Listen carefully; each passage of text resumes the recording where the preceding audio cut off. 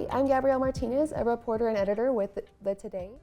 And today I am here with Dr. Kristine Morris, Dean of the School of Nursing. Hi, how are you today? Hi, I'm great. How are you today? Good. Okay, so first, can you tell me a little bit about yourself and your life and career before you came to CSU Pueblo? Well, so we've been in Pueblo for 6 whole months, and so we'll talk more about that later. But I came here after 23 years in Dallas, Texas, a place I never thought we would be for 23 years, but we raised our family there.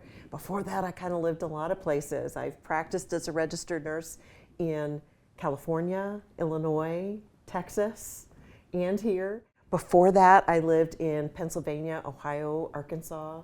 So I've been around. What motivated you to pursue this role at CSU Pueblo? So I was just at a point in my career that I had gone as far as I could at my previous institution. We also, as I said, never anticipated we would be in Dallas for so long. So we were looking for a place to go. And so I have teased for years that I wanted to live in a smaller town, in a big old house, but I still wanted Amazon same-day delivery. And lo and behold, Pueblo came up. But seriously, the institution that I came from was really similar to CSUP in a lot of ways. It's a regional comprehensive university, just like us. So we get most of our student body from this area that sits around us. So that was very familiar to me. Where I was a Hispanic serving institution, very much like this one, and minority serving. So I really believe in the mission of the Regional Comprehensive University to be able to change lives. And I wanted to take what I learned and be able to apply it somewhere else. About the time I thought, well, maybe it's time to move on, this job came up and I just kept walking through doors and here I am. What are some of the specific goals for the college you hope to fulfill during your time as Dean of the School of Nursing? So the School of Nursing used to be under a different college. This is our infancy as a standalone department. So one of the things that I really hope to accomplish is that to develop a reputation that makes students from all over want to come here for our nursing school. There are so many students all over the United States that are trying to get into nursing school, and it's so competitive that they're not getting in. But they're overlooking schools like ours that have a lot more capacity. The other thing that we do that a lot of other nursing schools don't is we give students an opportunity to be successful here, even if they haven't been successful somewhere else. Most nursing schools, man, if you tried to take nursing classes and you weren't successful, they're like, well, that's it, we won't take you. And that's not true here. And we are building up resources and faculty that are really well suited to deal with students who need a little bit extra. It's one of the things CSUP does well. I want that to be a national focus that people see us for and that we just fill up completely to capacity. What are some of the greatest strengths that you've seen with your time here at CSU Pueblo? So immediately, and it's true here at CSUP, but it's true in Pueblo too, people are really proud of what they have to offer here and they want to tell you about it. So what I really see in the nursing faculty is they are so student focused and student invested. It's one of the things that I saw when I interviewed that made me want to come here. So I'm not interested in working with faculty that have themselves at the center and students are just incidental. That's not true here. I think that anybody who keeps the student at the center can figure out how to work together to get students to their maximum point of success. And I love that about here. Likewise, what are some of the challenges that you've seen since you've been here? So there has been a lot of leadership turnover in the School of Nursing and in the university. So you factor all of that in. People have had to step up and lead that maybe didn't want to lead or just kind of they were the last man standing, and they've done a really great job.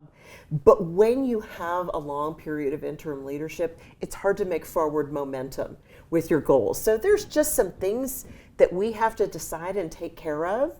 And that's what we're going to be spending the next couple of years doing, but that's okay. That's the job. What are some of the pillars that define your strategy as a leader in academia? So I am a big believer that, as Brene Brown says, clear is kind and unclear is unkind. So as a leader, I try really hard to make my expectations very clear, to welcome people, asking questions if they don't understand. And I feel this way about students too, like don't pretend you know if you don't know. Tell me you don't understand because I want to help you understand and I want to understand how I can communicate things better. So there's that, but I have a reputation for being tough but fair.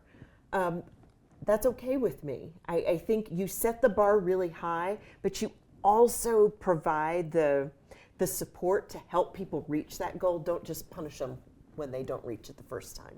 What have you enjoyed most about Pueblo or CSU Pueblo as a community? Any events or any?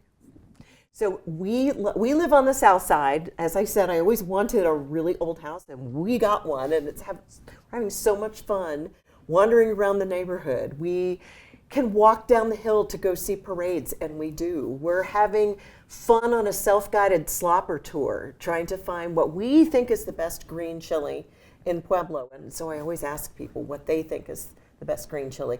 Most of the time people tell me the one that they make or their mom made or their wife made or their son makes, which I think is fun. So I have to figure out how to get invitations to their houses to try all of those ones.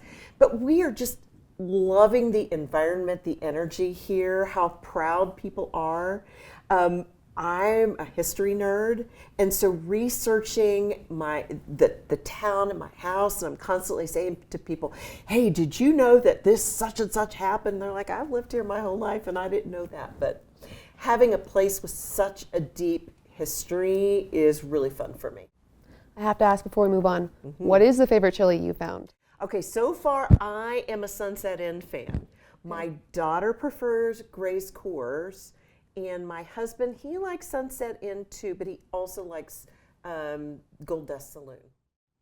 Yeah. On Union. Those are all pretty good. I know, but it's early on. Yeah. We're going to keep going. What would you like students to know about who you are and how you plan to lead the School of Nursing? I think most of the time, students couldn't pick their dean out of a lineup until they walk across the stage at commencement and somebody hands them a diploma. That's not how I want to lead. I don't ever want a student to see me for the first time at commencement or see me for the first time when they're in trouble and they're like getting called to the principal's office. So I'm looking for classes to teach. I'm looking for opportunities to engage with students because I'm passionate about that. And I want them to see me as somebody I can go to and ask career advice or get some coaching of how to deal with faculty situations I'm uncomfortable with. I want them to feel like they can come to me for that. And that's going to take a minute. Is there a surprising or a fun fact about you that people might not know? So one of the things I like to do in my spare time is research my genealogy. And that journey has led me to build, a family tree on Ancestry that has over 20,000 people in it. But in that process, I discovered that my husband of 33 years is my distant cousin. We've been teasing our children that they're lucky they didn't have 3 heads or something. But it's really not that close at all. Well, thank you for being here with us today. Thank you for tuning in, and stay tuned at socostudentmedia.com for more on our interviews with the deans.